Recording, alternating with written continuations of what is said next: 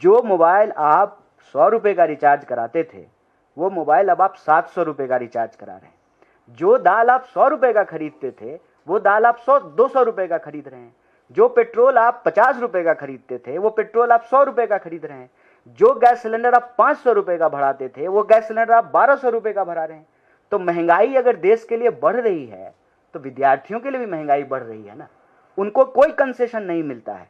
लगातार निजीकरण करने के चलते जो कंसेशन मिला करता था स्टूडेंट को, कोई कंसेशन नहीं मिलता है। तो जो ये महंगाई लगातार बढ़ रही है, इस कॉन्टेक्स्ट में छात्रवृत्ति की जो राशि है उसको भी बढ़ाना चाहिए, क्योंकि महंगाई का शिकार विद्यार्थी भी होता है।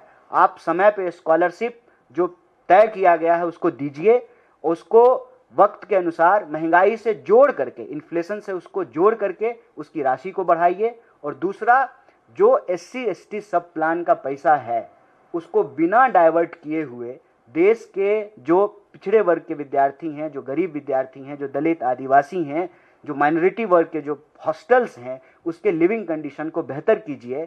अगर देश के नेताओं के लिए सेंट्रल विस्टा बन रहा है, पार्लियामेंट बन रहा है, 20,000 करोड़ का प्रोजेक्ट है, MP के लिए, मंत्री के लिए अच्छा बंगला बन रहा है, प्रधानमंत्री के लिए 8,500 करोड़ का हवाई जहाज खरीदा गया है। तो प्रधानमंत्री हैं, विदेश मंत्री थोड़ी हैं, वो तो जो है दूसरे हवाई जहाज से भी जा सकते हैं। ये जो झूठा कंपटीशन है ना दुनिया में दिखावे का, इससे बाहर आना चाहिए। देश का शान इससे तय नहीं होता है कि राजा का महल कितना बड़ा है। देश का शान इससे तय होता है कि देश की यूनिवर्सिटी कैसी है। जिस गौरवशाली परंपरा की हम बात करते हैं, उस परंपरा में ये नहीं बताया जाता है कि चंद्रगुप्त का महल कितना आलीशान है। ये बताया जाता है कि नालंदा विश्वविद्यालय कितना महान था, विक्रमशिला विश्वविद्यालय कितना महान था। तो देश की यूनिवर्सिटी से ये तय होगा कि देश कितना ताकतवर है।